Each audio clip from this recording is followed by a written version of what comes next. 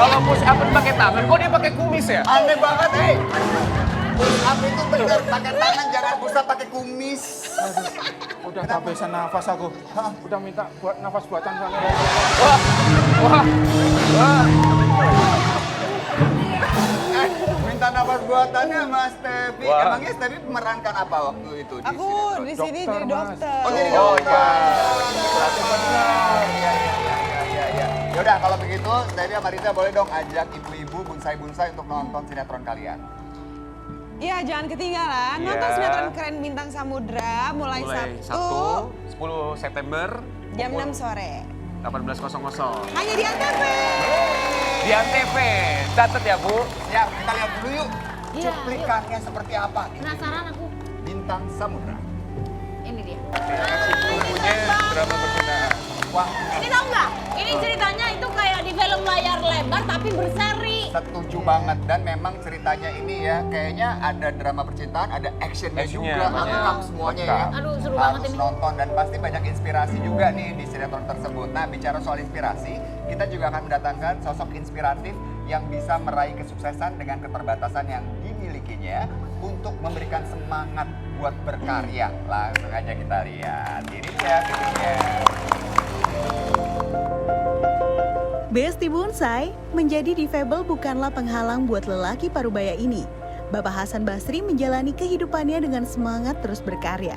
Meski ia harus kehilangan kedua lengannya akibat kecelakaan kerja, namun ia bangkit dengan berprestasi dalam cabang olahraga lari dan lompat jauh, dan juga mendirikan yayasan khusus penyandang disabilitas. Berbagai kegiatan dilakukan di Yayasan Penyandang Disabilitas Bogor ini, seperti pelatihan, edukasi, dan masih banyak lagi lainnya. Bagaimanakah kisah inspiratif Pak Hasan Basri?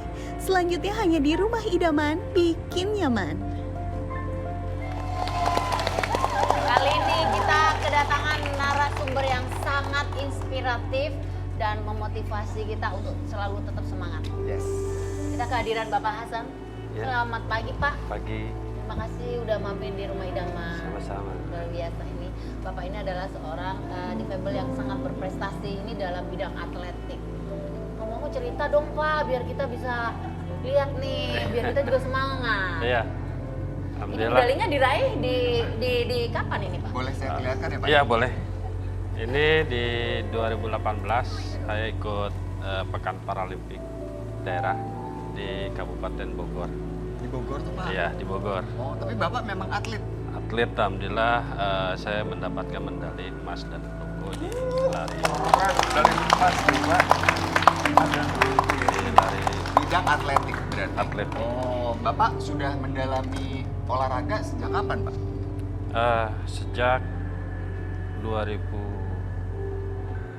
2014. Oh, Ah, jadi sebelum kecelakaan tuh sudah jadi atlet? Kalau sebelum kecelakaan saya tidak di atlet, tapi di pencaksilat tuh lah. Wow. Kalau sejak Jadi emang ini iya, ya olahraga ya? iya. Memang olahraga. Bidangnya Kalau olahraga. di atletik ini di 2014 setelah kecelakaan. Setelah kecelakaan, orang ketika mengalami kecelakaan mungkin banyak pilihannya ya. Banyak yang akhirnya memutuskan untuk mengurung diri, tidak melakukan apa-apa. Tapi Bapak justru dijadikan turning point untuk meraih prestasi di bidang atletik sebagai olahragawan. Itu gimana? Apa yang bikin Bapak waktu itu semangat? Ya karena dorongan teman-teman juga dan kita terus berupaya karena ada cita-cita yang harus kita raih gitu. Ada cita-cita. Ada cita-cita. Oke. Cita-citanya, visi misinya juga apa nih Pak? Ya untuk apa namanya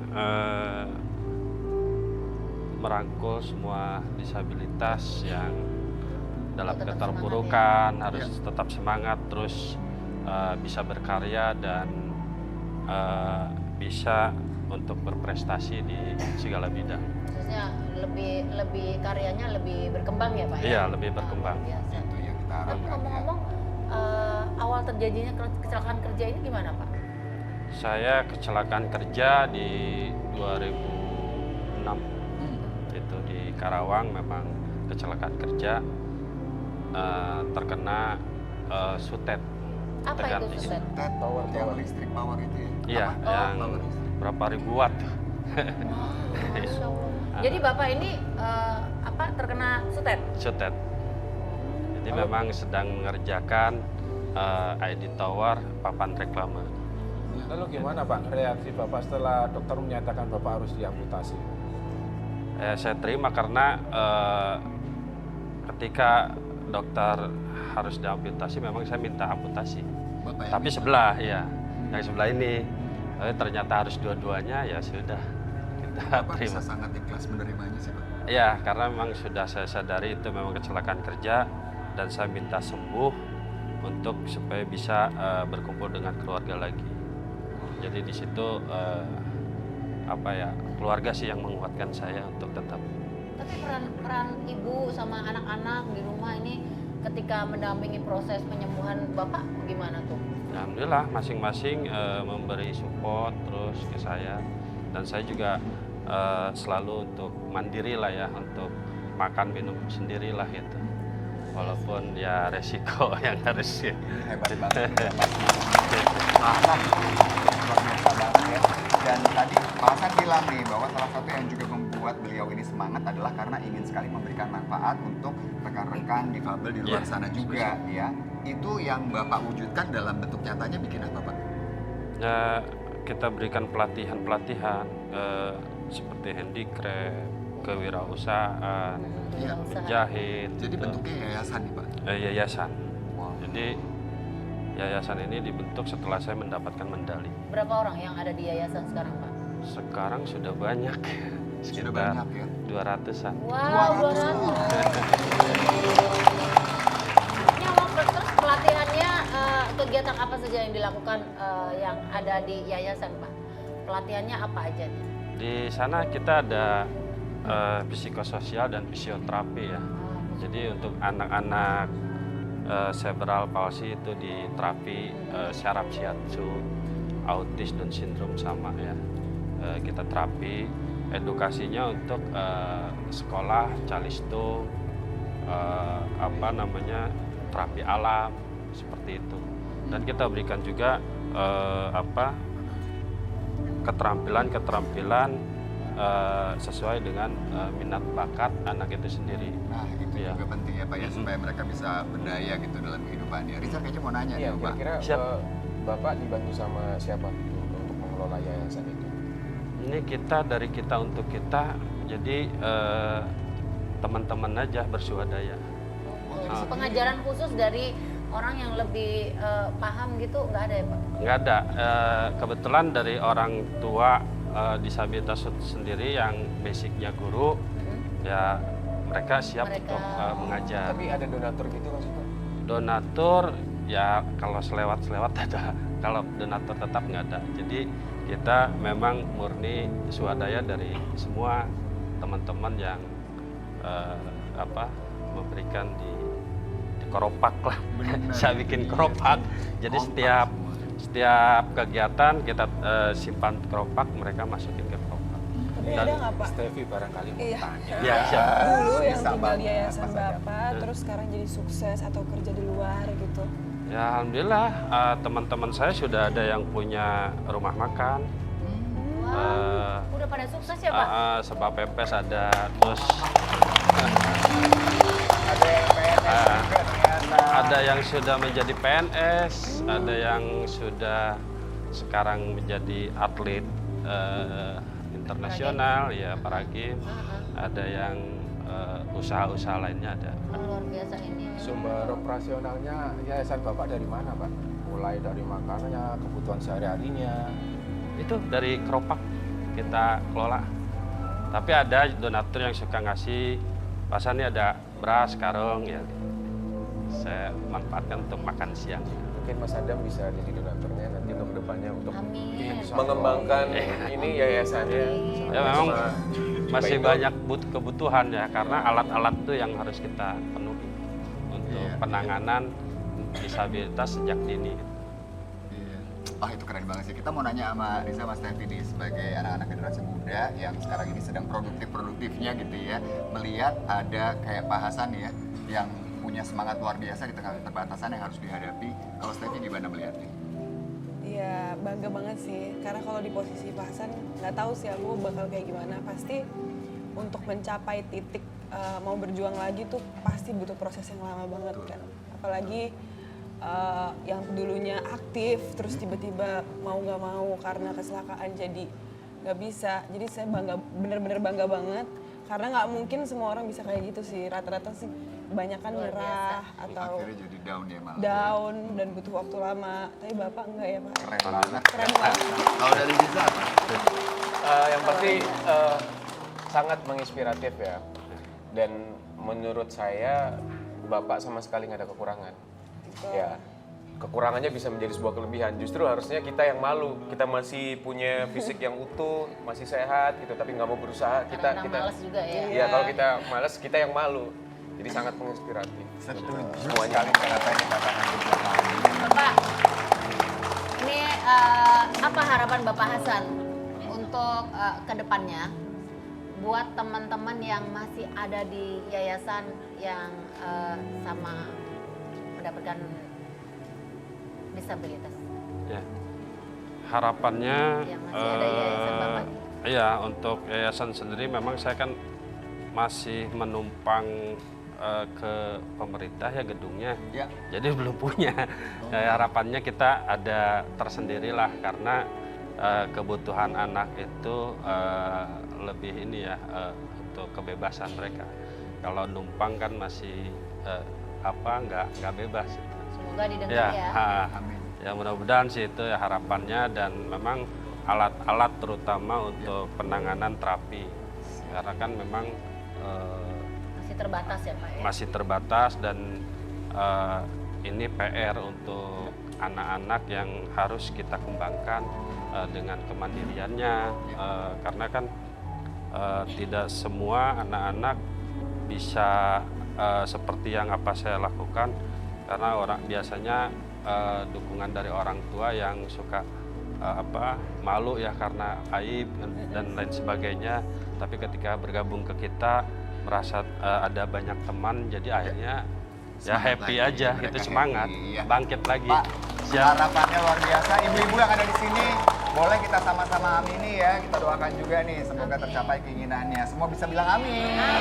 Amin. Dan setuju yang dibilang sama Riza tadi ya, bahwa Pak Hasan ini tidak ada kekurangannya, justru kelebihan loh ya. Keterbatasan bisa dijadikan tantangan untuk meraih kesuksesan. Nah, kita akan segera kembali. Jangan kemana-mana, tetap di Rumah Rumah Idaman. Idaman berikutnya. Pak, terima kasih banyak ya Pak ya. Terbang tinggi.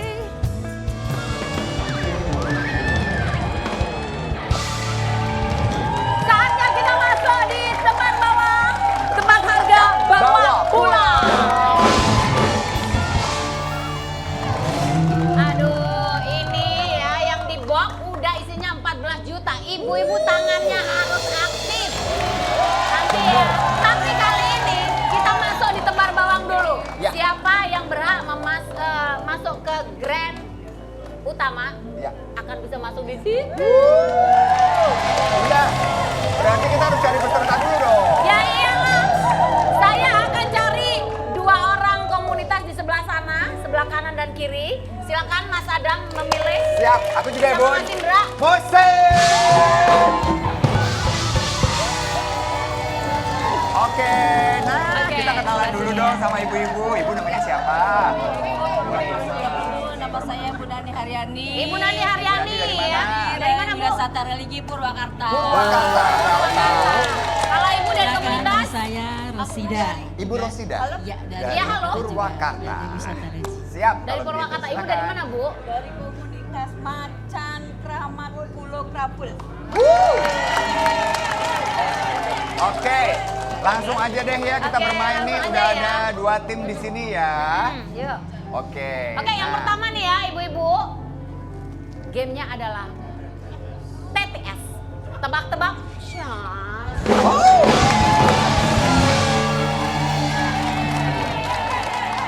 Makin ngebor loh, makin lama bunda loh. Mumpung tebak-tebak Syah.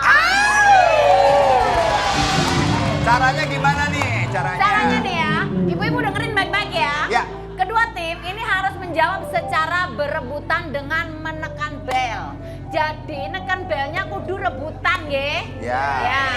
Dan menebak berapa berat dari benda yang dipegang. Oke. Nanti benda yang saya kasih nanti silakan ditebak. Siap. Mau berapanya nanti kita lihat nih ya. Oke, kalau begitu Jadi- ibu-ibu silakan ambil posisi. Ah.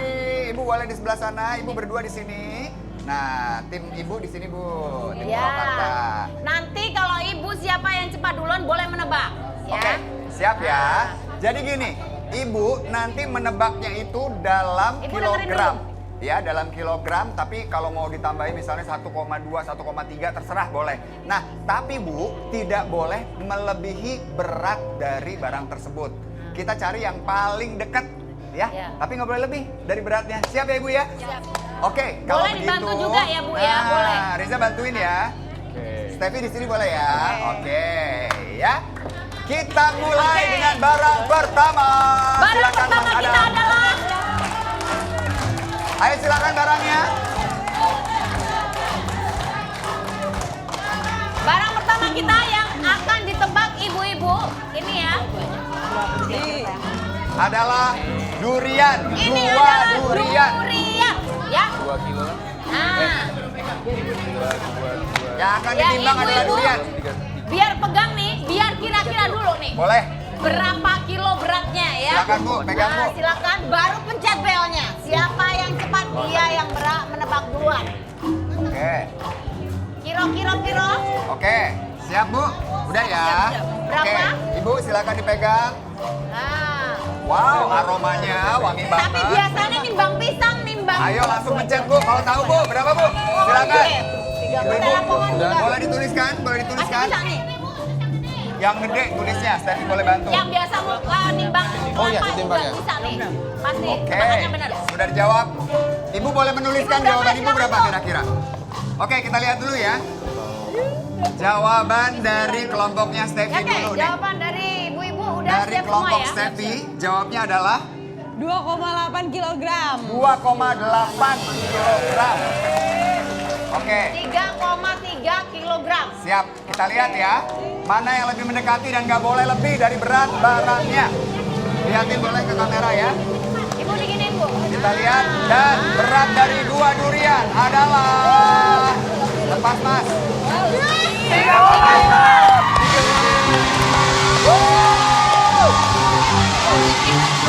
Jakarta.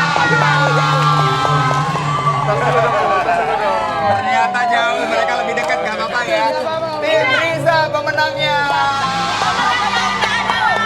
Dari grup. Yes. Grup mana? Grup mana tadi? Grup Jakarta. Grup Jakarta Ya. ya. Oke, Nah, selamat. kebiasaan Boleh nih. dihapus. Biasa beli nimbang-nimbang ya? Oke, Bunda. Oh, ya.